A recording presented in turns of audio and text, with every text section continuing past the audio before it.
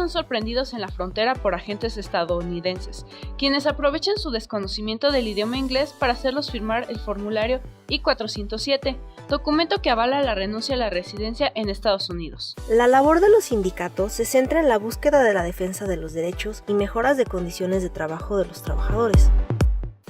Y hola, ¿qué tal? Muy buenas tardes, muy buenos días, muy buenas noches. Esto es Intersecciones, Información en Movimiento. Después de algunas semanas un poco complicadas que tuvimos aquí en la Universidad Autónoma de Querétaro, regresamos con este semanario que está dedicado pues justamente para ustedes. La idea es construir un espacio informativo en el cual podamos colaborar de forma mutua a través de pues estas intersecciones justamente que tenemos con la clase política, con los espacios universitarios y por supuesto con todas las personas que se encuentran allá en la calle pues construyendo la realidad todos los días. Mi nombre es Rafael Vázquez y les recordamos que si ustedes nos quieren escribir a nuestro Facebook nos pueden encontrar en Intersecciones, nos pueden encontrar también en Twitter como @IntersecciónTV o por supuesto nos pueden encontrar en nuestro canal de YouTube, donde además de este programa, bueno, pues van a estar todos los otros programas de las semanas pasadas en las cuales, bueno, podrán revisar un poco de lo que ha sido el devenir de la agenda pública, no nada más en nuestro estado o en nuestro país, sino ofreciéndoles también una perspectiva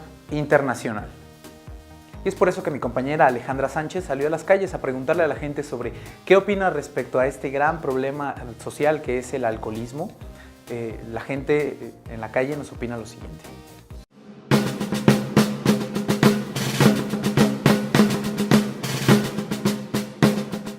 El pasado 19 de febrero ocurrió un lamentable accidente donde una persona perdió la vida a causa del alcohol, pero vaya contradicción, pues el fallecido no había ingerido ni una sola gota de alcohol, fue víctima más de un joven irresponsable que manejaba en sentido contrario por Avenida Bernardo Quintana en estado de ebriedad. Tal hecho ha causado indignación y diferentes puntos de vista entre la sociedad. Es que como sociedad no tenemos esa cultura, esa responsabilidad, tanto vial como consciente, como social, como valores, para no entender bien lo que se debe y no hacer. La educación viene de casa y seguramente esa persona, ese menor que condujo en estado de ebriedad, lo tomó un ejemplo de su padre o de su tío o de su abuelo, que es muy común, la verdad, que alguien maneje en estado de ebriedad es muy común. En mi familia lo hacen, conozco muchas personas que lo hacen, pero llega a un punto en que se sale de control. Pues, de entrada que da mucho coraje que pasen esas cosas y luego sobre todo que no se les pueden dar como penas más grandes a los menores de edad que hacen ese tipo de cosas, que me parece que son bastante responsables como para, ya lo hicieron como para afrontarlas y pues obviamente que se haga como una, no solo campañas, sino también como los alcoholímetros que sean un poquito más severos o más cuidadosos, porque no puede ser que una avenida principal tan importante en Querétaro nadie se haya dado cuenta hasta que fue el accidente. A pesar de las diferentes y vastas campañas que se han realizado para combatir y prevenir la compra y consumo de alcohol en menores de edad, la estadística sigue aumentando, por lo que no solo se debería preocupar el Estado, sino también la sociedad y claramente los padres de familia. Así lo expresaron en su gran mayoría los entrevistados. Y responsabilidad total de nosotros como padres, debemos de mantener un margen con los hijos y yo creo que ahí no hay un límite, porque este chico al parecer es menor de edad o anda en los 18 años. Entonces sí, es muy feo tanto para el chavo, los padres, por supuesto, y sobre todo irresponsabilidad total. A decir de algunos, todos tenemos derecho a divertirnos, pero a sabiendas de que el derecho y respeto terminan donde comienza el de otra persona. Con imágenes de Arely Rodríguez informó para Intersecciones Alejandra Sánchez.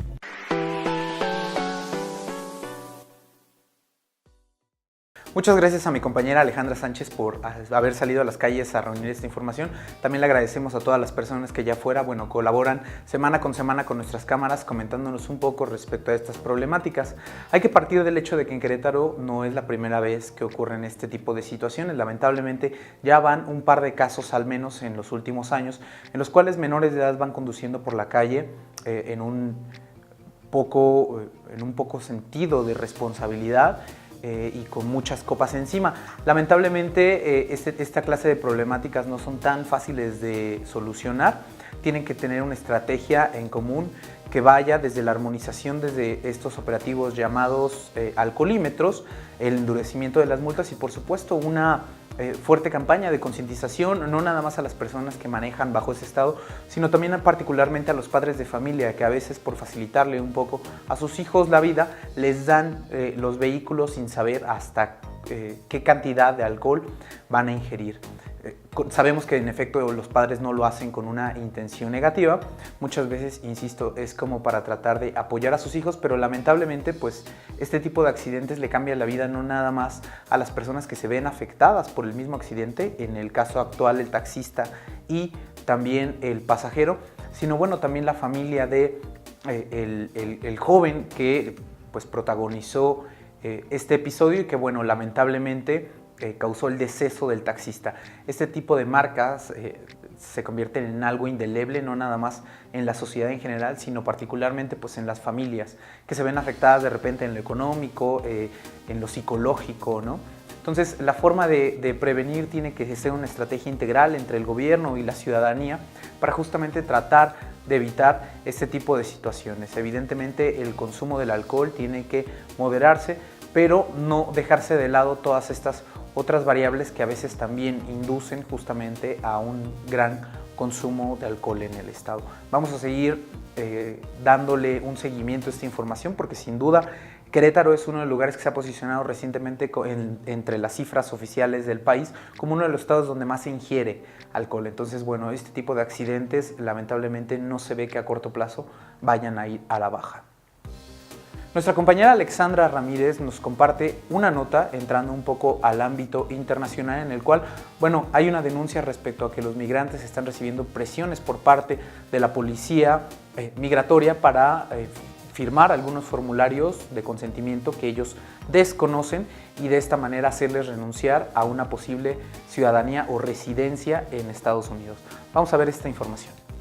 Los agentes de aduana y protección fronteriza, CBP, utilizan tácticas con el fin de engañar a los migrantes que detienen en la frontera con Estados Unidos para que firmen el formulario I-407, entre las cuales está el elegir a migrantes de manera aleatoria y pedirles su tarjeta verde. La revisan, toman huellas, pero enseguida les notifican que tienen que llenar el formulario y al desconocer el idioma lo firman sin saber qué conlleva. En entrevista, Agustín Escobar Ledesma, reportero de Radio UAC 89.5 FM, que lleva el proyecto de investigación La mirada de nuestros nombres, migrantes queretanos desaparecidos, agregó que bueno, a partir de habría que tal vez contextualizar un poco esta situación porque desde el gobierno de Barack Obama ya se venían dando deportaciones muy grandes, muy amplias. Tan solo su administración deportó a cerca de 2,5 millones de migrantes indocumentados mexicanos en Estados Unidos. Después, ante la aparición de Donald Trump como presidente de Estados Unidos, estas deportaciones han aumentado. Escobar Ledesma agregó que el abuso no solo se da por el desconocimiento del idioma inglés, sino también porque la mayoría de los migrantes son personas con estudios de formación básica, por lo que se convierte en un gran factor para que sean presionados a firmar el formulario, como una forma de expulsar más migrantes. Según la coalición de grupos pro-inmigrantes, Consejo de Inmigración de la Frontera, los casos ocurren tanto en los puentes fronterizos como en aeropuertos de Estados Unidos. En la región fronteriza hay una gran cantidad de residentes permanentes que cruzan constantemente la frontera o que pasan largas temporadas en el lado mexicano por motivos familiares, escolares, comerciales o laborales, por lo que el problema es constante. Según el Consejo de Inmigración de la Frontera, solo un juez migratorio y no un agente del CBP puede determinar si un residente permanente de Estados Unidos debe renunciar a su estatus. Por lo que reportan esta situación como un abuso, los migrantes son presionados a firmar pues los agentes les prometen que los dejarán ir inmediatamente. Acerca de las recomendaciones que hacen los migrantes en la frontera con Estados Unidos, Agustín Escobar declaró: pues aquellos que tengan documentos que no firmen ninguno. Entonces esa es la recomendación que incluso ya está circulando en diversos organismos defensores de derechos humanos de la frontera y también de Estados Unidos, y sobre todo pues que en el momento en que los detengan, si es que tienen documentos, los muestren y que muestren justamente su residencia o su estadía legal. Ninguna autoridad puede presionar para que los migrantes que tienen documentos firmen alguna hoja como ese formulario que les están haciendo firmar ahora. No tienen por qué firmarlo. La firma del formulario no solo implica que los migrantes mexicanos pierdan su residencia permanente, sino que también habrá impacto en las empresas que dependen de la mano de obra mexicana y los productos lleguen con esto a aumentar de precio. Con imágenes de Arturo González, reportó para Intersecciones Alexandra Ramírez.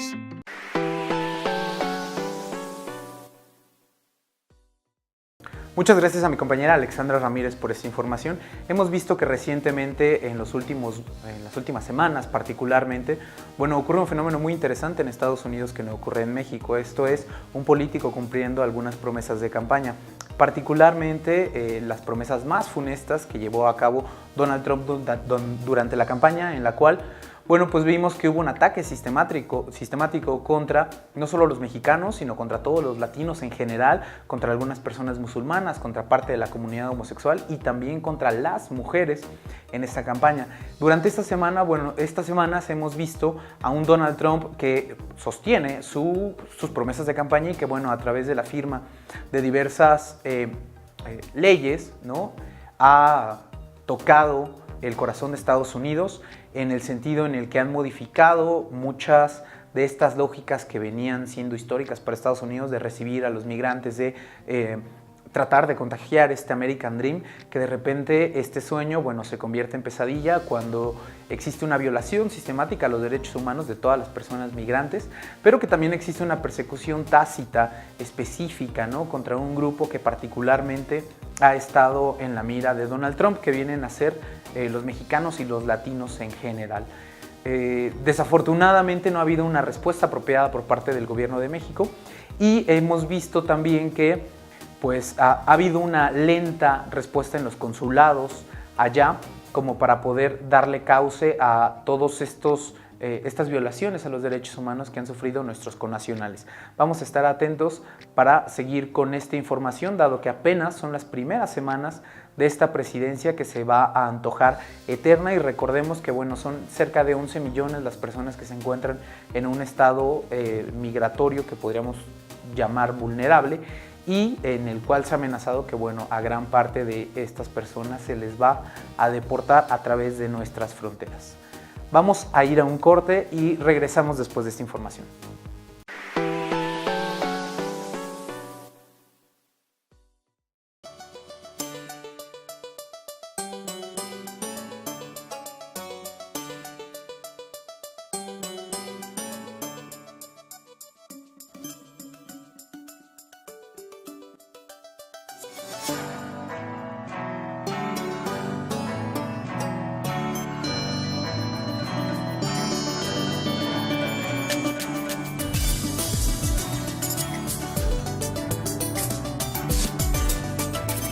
Orgullosamente universitario. 100% UAM. Cambia tu mundo. Totalmente saludable.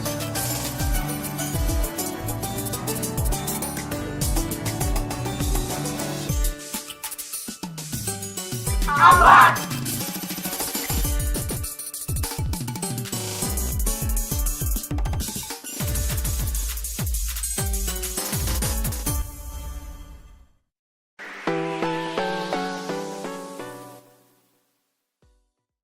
Y ya regresamos, esto es Intersecciones, Información en Movimiento. Les recordamos que este programa lo construimos entre todos y todas. Nos pueden encontrar en Facebook como Intersecciones, nos pueden encontrar en Twitter como @IntersecciónTV, o por supuesto encontrarnos en nuestro canal de YouTube, donde estaremos encargados de contestar a todos sus cuestionamientos, de promocionar todos estos videos por separados y juntos en un mismo programa. Y estaremos esperando esta posible interacción. Regresando con la información, nuestra compañera Mariana Solís pues fue a una rueda de prensa ofrecido por algunas instituciones, entre ellas TKI, en la cual están exigiendo que se implemente ya la alerta de género ante una serie de feminicidios que desde el 2015 pues ya parecen una epidemia en el estado.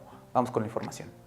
Representantes de las organizaciones TKI, Grupo Interdisciplinario por la Equidad, y Salud y Género Querétaro AC reiteraron la urgencia de la activación de la alerta de violencia de género para el estado de Querétaro, debido a los 19 feminicidios ocurridos durante los primeros 10 meses de 2015 en 7 municipios de la entidad. En un comunicado de prensa, informaron que cuando se solicitó por parte de varias organizaciones civiles la activación de dicha alerta, la Secretaría de Gobernación, SEGOV, a través de la Comisión Nacional para Prevenir y Erradicar la Violencia contra las Mujeres, determinó que, en virtud de que los hechos de los que tuvo conocimiento en ese momento no reunían las condiciones de gravedad y urgencia para solicitar la adopción de medidas provisionales de seguridad y de justicia, a fin de evitar daños irreparables provocados por la ocurrencia de actos de violencia contra las mujeres en el territorio determinado en la solicitud, respuesta que estas organizaciones consideran un agravio contra las mujeres, pues un solo feminicidio es razón suficiente para tomar las medidas que garanticen a las mujeres una vida libre de violencia.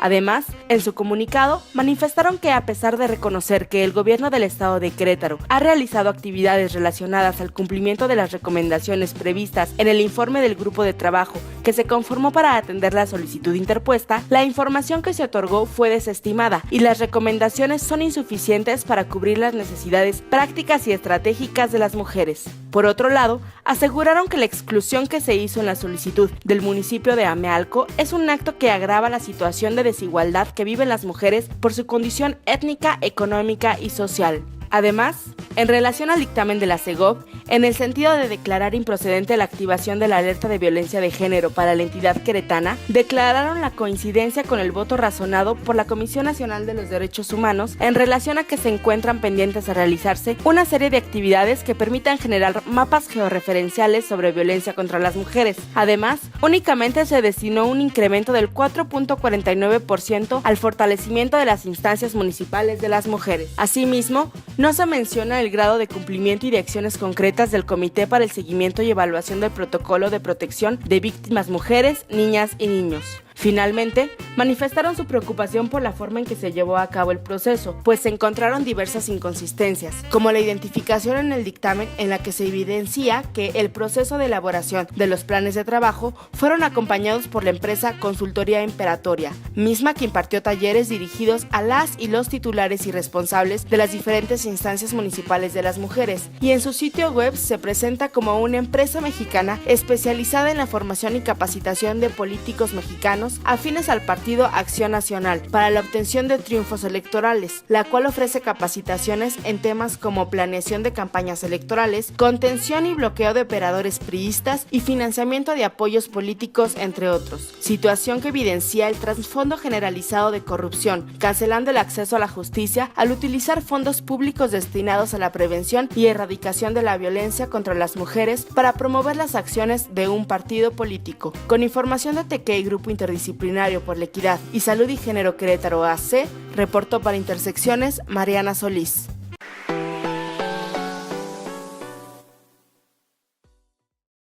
Muchas gracias a mi compañera Mariana Solís por esta información. Sin duda, México es una de las capitales lamentables del feminicidio. No nada más figura en Latinoamérica como uno de los países más inseguros para las mujeres, sino también en el mundo.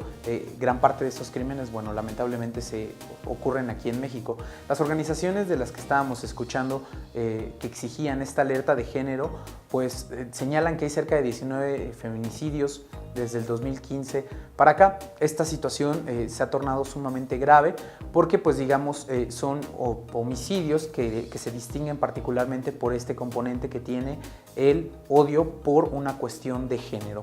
Hemos visto que desafortunadamente lo subyacente detrás de todos los feminicidios pues es la cuestión del machismo imperante en este país, no nada más reproducida a través de nuestras estructuras culturales y muchas veces educativas, sino reproducida a todas horas también por la gran industria mediática, por la gran industria televisiva y de música, en la cual, bueno, se dan una serie de comportamientos que nos hacen naturalizar esta gran problemática. sin duda alguna, como comentaban algunas organizaciones, bastaría un solo homicidio con estas características para considerar en efecto que existiera una alerta que le explicara a la población, que también brindara recursos para poder proteger a todas las mujeres que se encuentran en una situación delicada, no nada más con sus parejas, sino digamos con un entorno que se ha convertido pues uno de los entornos más violentos que existen, donde hay mayores posibilidades de sufrir violencia, no nada más en la pareja, sino en la calle, en el transporte público, en nuestros espacios de trabajo. Y sin duda, estas organizaciones que están trabajando en pro de la igualdad nos permiten, conocer un poco más de ese trabajo y de cierta manera sumarnos a este llamado. Continuando con la información, nuestra compañera Charis Mata hizo una nota respecto a la vigencia del sindicalismo hoy en día, es decir, hay algunas posturas encontradas. ¿Sirve todavía hoy en día para proteger a los trabajadores o por otro lado se ha convertido únicamente en espacios en los cuales la negociación con el patrón es simulada y en realidad no hay una defensa real de los trabajadores y las trabajadoras, sino nada más un manejo de poder al respecto? Nuestra compañera Charis Mata nos ofrece esta información. La fracción 16 del artículo 123 de la Constitución Política de los Estados Unidos Mexicanos dispone que los obreros y empresarios tienen el derecho a coaligarse para defender sus respectivos intereses, formando sindicatos y asociaciones profesionales. Pero, ¿qué son los sindicatos? Los sindicatos son instituciones que surgen como reacción ante la explotación de la clase proletaria, que nace cuando la gente empieza a vender su trabajo a cambio de los medios necesarios para subsistir, indica el doctor Octavio Fabián Laizaga de la Cueva, investigador de la Universidad Autónoma de México, UNAM, en su artículo acerca del sindicato. El sindicato moderno, aquel que busca la defensa de los derechos y mejoras de las condiciones del trabajo de los trabajadores, indica el doctor Loizaga, tiene sus orígenes en la Edad Media como respuesta a los gremios que se creaban en esa época. Además, señala que el sindicato actual se formó de manera semejante, como contrapeso al poder empresarial y en defensa del monopolio del poder que el capitalismo genera. Por otro lado, el abogado laborista Néstor de Buen, que en ese entonces miembro de la Academia Iberoamericana de Derecho de Trabajo y de la Seguridad Social, hoy ya fallecido, dijo que el desarrollo del siglo XIX asistió a la gestación de la libertad sindical, ya que antes era delito sindicalizarse. Su investigación apoya la postura del doctor Loizaga, ya que él también indicó que, mientras los gremios, colegios romanos y corporaciones buscan la defensa del producto de la mercancía, los sindicatos fueron formados para la defensa del trabajador. En la representación de los trabajadores, Néstor de Buen indica que el primer movimiento obrero de la historia sucedió en el año 1797, y de ahí se han sucedido un sinfín de movimientos y pensamientos que buscan la defensa de la clase trabajadora. Entre estos movimientos y pensamientos se encuentran los socialistas utópicos como Robert Owen, los materialistas históricos como Karl Marx, los anarquistas como Mikhail Bakunin e incluso la Iglesia Católica a partir de la encíclica Rerum Novarum del Papa León XII en 1891. La Revolución Francesa, indica de Buen, en especial en el episodio de la Comuna de París, también fue un hecho que influyó en la ideología de la defensa de las libertades, en especial de las libertades de las clases trabajadoras, y desde ese momento empiezan a proliferar las organizaciones sindicales tanto obreras como patronales. Sin embargo, de Buen también nota que los sindicatos están en constante riesgo de caer en el corporativismo. Este corporativismo se genera bajo las pautas de un sindicato, pero no da una auténtica representación de los trabajadores. Ludovico Barassi, jurista italiano del siglo pasado, señala en sus estudios que el sistema corporativo nació en la Italia fascista, vinculando las organizaciones laborales con aspectos del Estado, de forma que existe la organización, pero no la autonomía. Ser parte de un sindicato se vuelve obligatorio, a la vez que el sindicato se convierte en un órgano del Estado. En México hoy en día se vive una época antisindical, según indica el doctor Loizaga, marcada en especial desde el gobierno del presidente Felipe Calderón Hinojosa con la extinción de la compañía Luz y Fuerza del Centro. La extinción se dio bajo el supuesto gubernamental de que la empresa recibía un subsidio de 40,000 millones de pesos que el Estado le entregaba y era manejada por el sindicato de dicha empresa, sindicato que se prestaba a corrupción y mal uso de recursos. Otro ejemplo de las políticas antisindicalistas que se viven en el país es la huelga de Cananea en el 2007, en la que los miembros del Sindicato Nacional de Trabajadores Mineros, Metalúrgicos y similares de la República Mexicana fueron reprimidos y desalojados por más de 700 policías federales y estatales una vez que la Junta Federal de Conciliación y Arbitraje declaró inexistente la huelga. Informó para Intersecciones Charis Mata.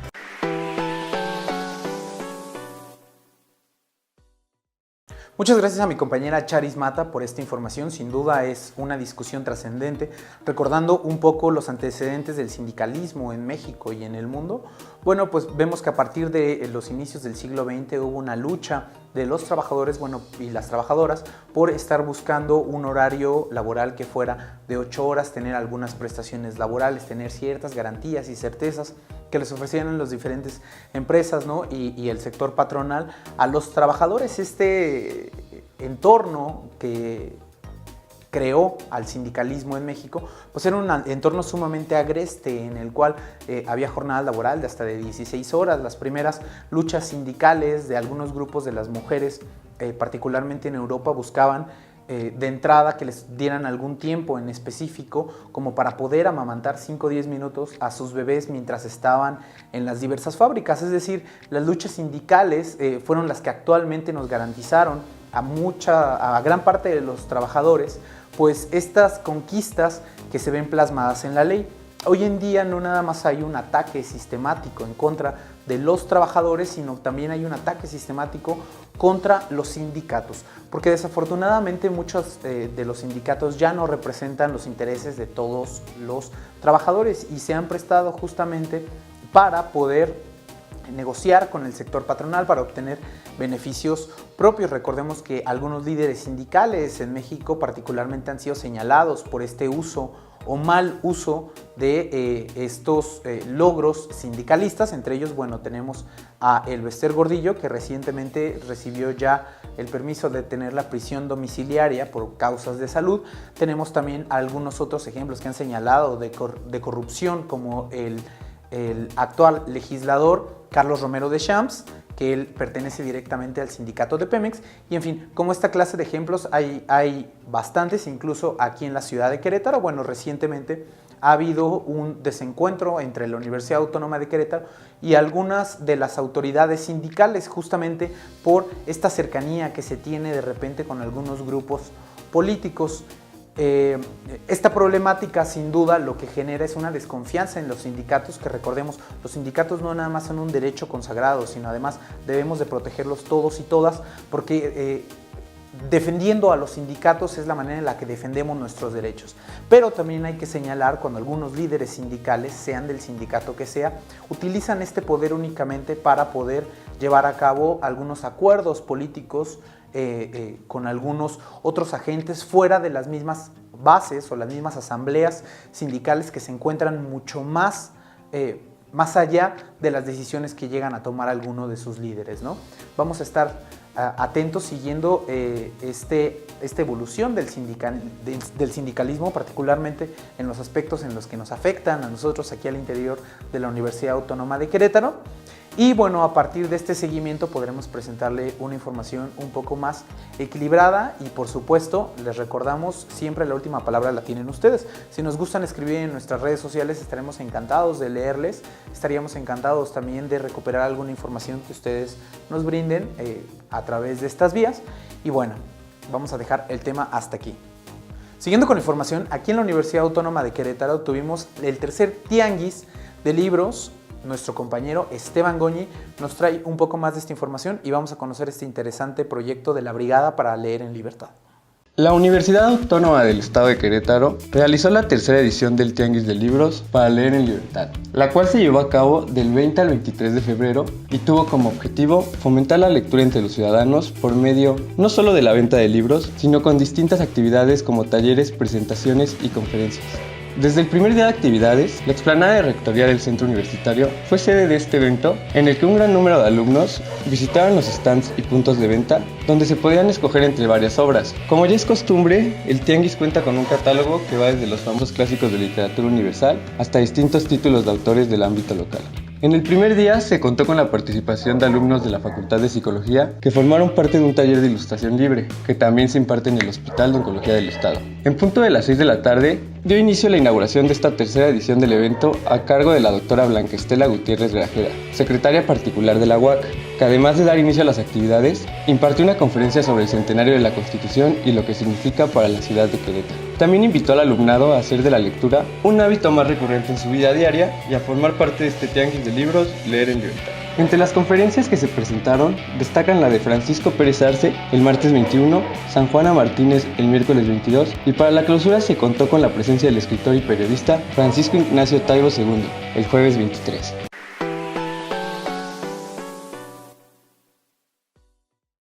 Muchas gracias a nuestro compañero Esteban Goñi por esta información. La Brigada para Leer en Libertad es una de las grandes ACs que existen en este país que están buscando justamente el acercar a nuevos lectores a pues este material que se encuentra de repente en las librerías a un precio no tan accesible para la inmensa mayoría de la población y que a través de estos mercados, bueno, se intenta conseguir a precios mucho más al costo de lo que realmente podría tener el costo verdadero de un libro.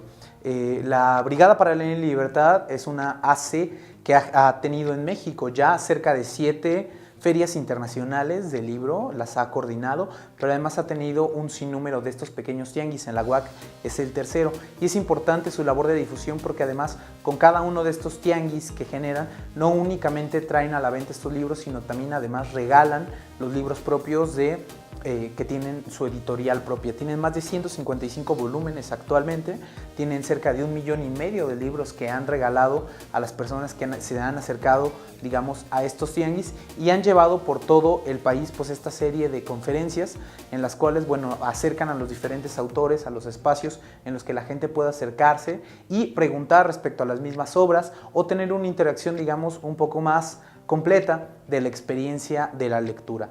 Le mandamos un saludo a todas las personas que han logrado este gran evento, a la librería universitaria, a los espacios de vinculación social, a toda la gente de Cultura UAC, que sin duda en un esfuerzo conjunto pues hemos impulsado este tipo de tianguis, que es importante que sigamos reproduciendo, no nada más en los espacios universitarios, sino en todos los espacios públicos donde la gente, bueno, pueda acercarse y tener un material de calidad para poder leer. Regresando con la información, esta semana fuimos a Renovarte Café para grabar una de las secciones más deliciosas de este programa, Consentidos. Sin duda les gustará esta nota.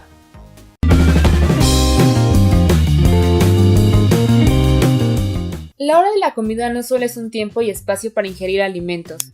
Es tradición de nuestras familias mexicanas aprovechar la ocasión para comentar sobre los acontecimientos relevantes, lo que actualmente sucede o cómo nos fue en el día. Es difícil conseguir este programa antes, pero siempre hay excepciones y Renovarte Café ofrece el concepto de sentirte como en casa. Yo soy Phil Jones y eso es Renovarte Café. Junto con mi esposa, hace más que 6 años tuvimos un sueño, una visión para hacer un espacio para jóvenes. Y en noviembre de 2010 nació Renovarte Café. Desde entonces ha crecido y ha fortalecido y aquí estamos para presentarles hoy un poquito de este sueño que tuvimos. Y pese a que decidas asistir sin compañía, podrás convivir con las personas de alrededor. Phil y Sandy, creadores de este espacio, son persistentes en fomentar esta convivencia. Decimos que Renovarte es un lugar más allá que simplemente un café, es un lugar para ti, un lugar que puedes pensar, experimentar, participar y buscar respuestas a las cosas más importantes de la vida. Además de ofrecer rica comida y deliciosas bebidas, Renovarte conquista a sus visitantes con su armoniosa atmósfera. Los estudiantes, sobre todo, podrán aprovechar este lugar para despejar sus mentes de los atareados horarios de clases. Después de todo, una buena conversación puede ser el postre de la comida del día. Queremos que Renovarte Café sea como un segundo hogar para ti. Reconocemos que aquí en la comunidad de Niños Héroes, alrededor de la UAC, hay muchos estudiantes que vienen de afuera. Entonces, queremos que para ustedes sea un espacio que pueden venir a hacer tareas, reunirse con amigos, incluso comer. Cuando a lo mejor tú rentas un cuarto y no tienes mucho espacio común, queremos ser ese espacio común que puedes encontrar amigos y comunidad alrededor de la UAC.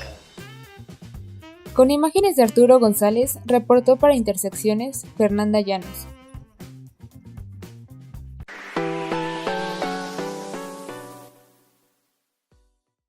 Muchas gracias a todos nuestros compañeros y compañeras que forman parte de este proyecto que es Intersecciones en Movimiento. Sin duda, sin ellas y sin las personas que nos apoyan al exterior, este pequeño espacio noticioso no podría ser. Le mandamos también un saludo cariñoso a todas las personas que se encuentran detrás de cámaras y en la edición de este programa, así como todo el trabajo previo en internet que implica, bueno, el subir estos programas y el estar atentos. Recuerden que estamos todo el tiempo detrás de nuestras redes sociales. En Facebook nos encontramos como Intersecciones, nos encontramos en Twitter como @intersecciontv o por supuesto en nuestro canal de YouTube, en el cual podrán encontrar este y más videos. Recuerden que este programa lo construimos entre todos y todas y estamos buscando una perspectiva ciudadana y una perspectiva pues muy crítica de nuestra realidad. Nos vemos la siguiente semana.